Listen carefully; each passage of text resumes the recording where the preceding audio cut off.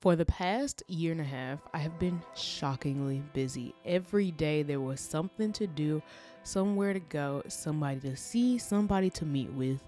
And as of April 17th, 2024, that is over with. It's done. I am living a soft life, slow life, whatever you want to call it, but I am enjoying my life. I am no longer letting life happen to me. I am happening to life. So let's talk about how I plan out my months and why I decided to adopt this method of organization, whatever. I don't care. Whatever you want to call it, because I don't care about productivity anymore. So let me just start by telling y'all about like my calendar system, and then I'll get into like all the woo-woo stuff and how I made it to this conclusion. First off, I don't need a planner. I'm not a teacher. I don't have 15 different jobs. I don't need like a actual like physical planner or a digital planner or anything like that. A calendar works just fine. A $10 calendar from Target.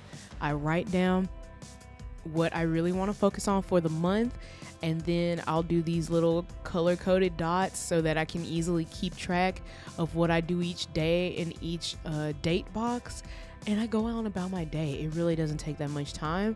You'll see that there's already some plans written down in the calendar, and those are from earlier this year, from stuff that I thought I would be doing, and so it was easy to just, go ahead and write it down. But I'm going to be erasing those and writing other things in the boxes because I'll no longer be doing those things. So you'll see me do that.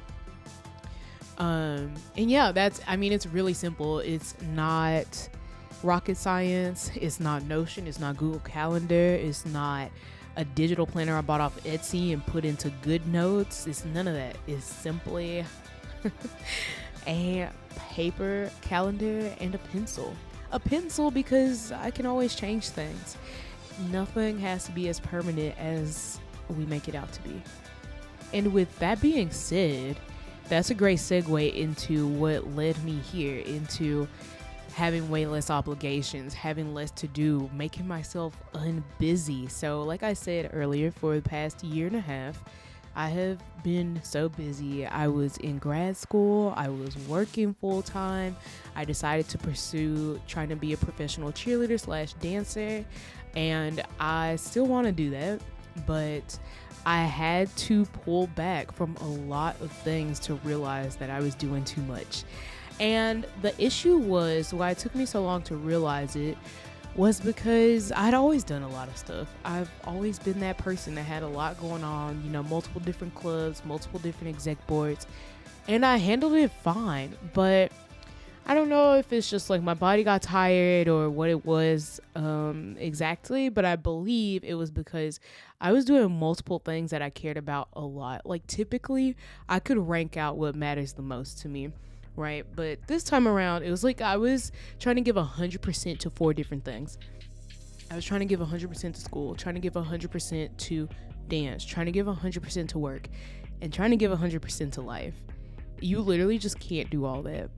And at some point while I was in grad school, I realized that, and I was like, okay, that's fine. Sometimes a ball will just get dropped in school, or sometimes a ball will just get dropped at work, and that's okay. I would say that, but then when the ball got dropped, I'm like crying and throwing up.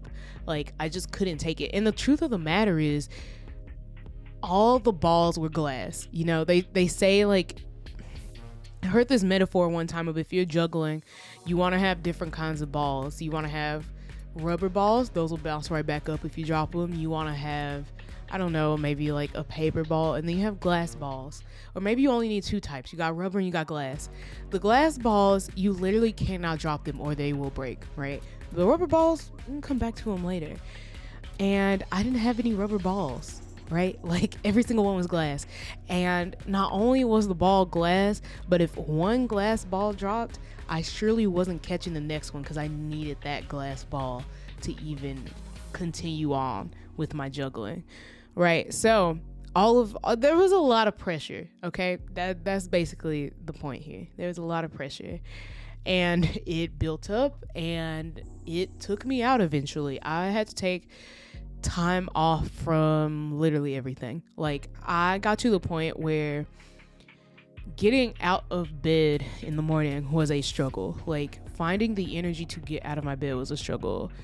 And forget about doing anything else. Like, it just wasn't realistic for me to do almost anything, but I had so many things to do. I still had to show up. I still had to persist through the horrors. And I did. And that's why I'm here today, able to talk to y'all about it. But if you are feeling overworked, overwhelmed, underpaid, however you're feeling, if you are not feeling amazing, then you might need to take a step back, look at your calendar, and see what you can really do. And the truth is, you might not want to stop because you want to go fast. That was me. I was like, I don't want to stop. I don't want to slow down. I don't want to lose my progress. And I ended up having to do that anyway, not by choice, but by the fact that my mind literally could not handle anything else. Like, it was really, really bad. So if this sounds like you, if you are in a similar situation, number one, I feel for you. But number two, please just take a break, pull out of something, because it's either going to be you choosing to pull out of one or two things, or you having to pull out of everything. And I have to say, pulling out of everything isn't fun, especially when you feel like everybody is looking at you and you know, you feel like you're not allowed to fail. I know exactly what that feels like. So, unfortunately, failure is a part of it. You're going to have to until you can get back and regroup and pick up, not from where you left off, honestly. Pick up and get yourself back together. That being said, let's get away from all the sad stuff and let's talk about how I'm putting myself back together. So step one is making myself unbusy. The main thing is not having obligations. That is my biggest task. And then it's also timing out the obligations that I do have to a place that is easy to handle for me. So you can see here, I've written like my dance classes I want to do. And I just decided, you know what, let's just stick to jazz and ballet. I was also doing these pro prep dance classes because I want to be a Dallas Cowboys cheerleader.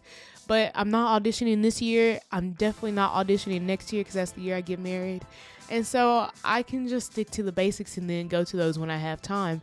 They don't have to be set in stone. Now you will see that there's 4 times where I'm doing ballet and jazz. That's because I also signed up to be in a dance recital at my studio. And I know what I just said about no obligations, but this is really fun. This is for me, and it doesn't take too much time out of my day. So that's the one obligation that I have right now. But even when that's over in a few weeks, I'll have nothing and I'll be chilling. And that's just kind of how I'm doing it. I'm only doing things that I want to do. If it doesn't absolutely bring me joy, it's not getting added to the calendar. And I'm letting myself be kind of flaky. Like, even on this calendar, I have, jazz class and ballet class. But I didn't go to jazz class this week. And it felt kind of weird to have written it down and say that I was going to go.